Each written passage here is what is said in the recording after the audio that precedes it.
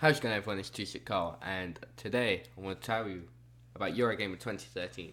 So I went there, it was in London, in Earls Court, and we got there early. We tried to get there early, but the line was huge. We was allowed in at 11 o'clock.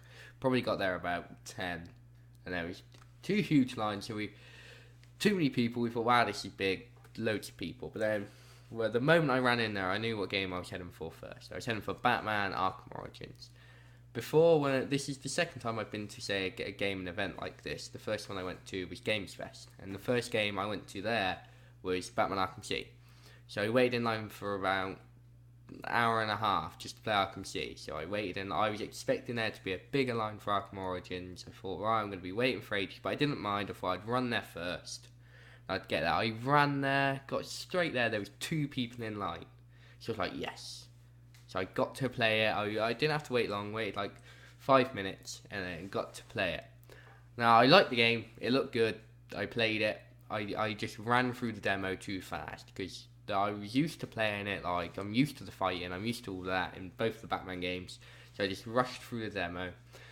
Not a lot to really talk about in the demo. We've already seen it. It was the E3 demo that they've already showed. So I just played that. So it was good. I'm excited for the game. Did it make me more excited? Yes, because I was just getting to see it and getting to play it, but nothing blew my mind in that demo. So then next, we went to Assassin's Creed. So we went upstairs, there was an upstairs bit over 18 bits, so we went up there, and that was where, like, loads of people were. There was big queues, there was games up there like Watch Dogs, there was Assassin's Creed, there was Titanfall, and there was Battlefield 4. They were the main big games up there, so we went in line for Assassin's Creed. And that took a while, because, well, we thought it was going to take a while. There was a long queue. So we waited in it. We saw that they were using PS4 controllers. So we was like, yes, this makes me want to go play it now. Because I really, like, the main objective of going Eurogamer is to look at the PS4, play with a controller of PS4, play with a controller of Xbox One. So we waited in line for Assassin's Creed. Thought it was going to take ages because there was a long queue, but what we didn't realise was there was loads of stations for Assassin's Creed. So it went behind where we thought they all were, and there was must have been about 30 different TVs to play it on or whatever. So we went on, played it. Assassin's Creed, not a lot different from the other Assassin's Creeds as we would expect. It looked good. It was running on a computer or whatever, using a PS4 controller, but it looked really good. It was the best looking Assassin's Creed, yeah, obviously. But so we played it. Mine was like stuttering, and the controller was like not working, and it wasn't a very good demo to play. It was like for my first time on the PS4 controller, so it doesn't really say much because they'll change that for whenever. So that's never going to be the final product. The things I did realise in Assassin's Creed was the sound. That was the one thing that I was like noticing, like. Now, when you're climbing on buildings, you really hear your hand go in the hole, and you hear the different surfaces that you're running on, and you can just really hear a difference there. But it's insane. That sounds really good, but in saying that, it sort of lowers down all the other sound. So you sort of only hear in where you're running or where your hands are. It might have been the headsets we was using. It may be because it was all Turtle Beaches, and it was like 5.1 surround sound Turtle Beaches or whatever. But it really just didn't. It sounded good on them bits, but then when you're toning out all the rest of the sound, you couldn't really understand the game that well. And it was good, but I wish it ran better so I could really try out the PS4 controller.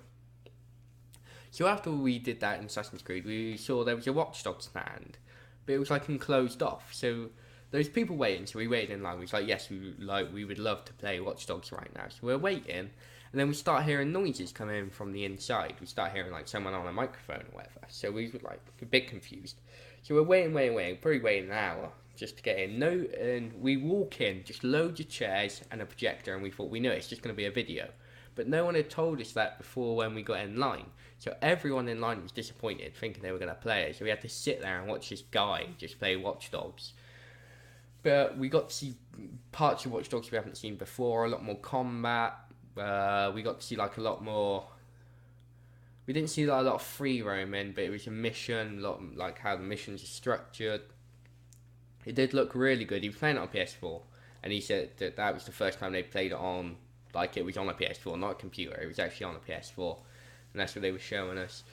So nothing really new there. I mean, they showed the combat off, they showed different gadgets you can use. Yeah. So then after that, I believe we went on a game called Dying Light, which I'd never heard of before. I'd never even seen anything about it. I don't even know who makes it or nothing. But just imagine Dead Island, but good. Dead Island was a bad game, really. I mean, people enjoyed it. People playing co-op enjoyed it. I enjoyed it playing co-op. But the actual gameplay and all that, it was just not good, not great. This Dying Light, though, this was good. It was gruesome. There was blood. There was just... The graphics are really good. It was really... Like, it looked really polished. Now, it could end up really bad, like Dead Island. Like, maybe people thought that was like what Dead Island was at the start. But from what I played, it looked really good. And it just looked solid. It looked like it could be really loads of fun. I don't know if there's co-op elements in it or anything. We just got to play 5 minutes of the game. So we didn't even get to play a lot of it. So then after that, I went back downstairs, onto the main floor. And got to play Batman Arkham Origins Blackgate, the PlayStation Vita game. And I was really surprised at that. I enjoyed it. It was a Vita game, but the graphics were really, were good. For a Vita game, they were really good. But the only thing I had a gripe was with the sound. Because the sound sounded like a toy. It didn't...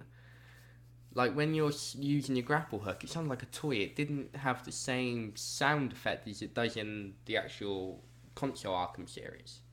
So that was a bit confusing. It didn't put me off the game at all. It takes away that console quality of the game. In saying that, there were no real... The cutscenes are in a comic book form, which I enjoyed, because it's the same voice cast as the other Arkham game, as the Arkham Origins. So it's the same people voicing the characters, which is nice. And it's just this comic book fashion. So I'd rather that. I'd rather they had done that than it tried to make shitty looking in-game cutscenes, because it just wouldn't have looked right. So that was a nice surprise there. I didn't expect to see that game there, and I got to play it. No one else was playing it. Like, that's crazy. I thought loads of people. If they had a bigger stand, maybe people would have seen it and played it more, but no one was playing it, really. And then we went on to Call of Duty Ghosts, which I wasn't that excited for, really, because, it's Call of Duty. Well, I ain't going to wait in line that long. We ended up waiting in line for about an hour. Just played Ghosts. So it wasn't... Ghost was good. We got to play one game of a new game mode, which I can't remember what it's called. Was it Blitz? I can't remember, but we got in there, and then I started playing. I'm thinking, shit, someone's changed my controls already. So I was inverted, so straight away I had to change that. I had to change my sensitivity straight away because I just couldn't play like it was. And then we're playing. I get a couple of kills, a couple of deaths. The game looks good. It sounds even better. Sound seems to be a big thing with me right now. I don't know what it is. But it sounded really good. So the sound was really good.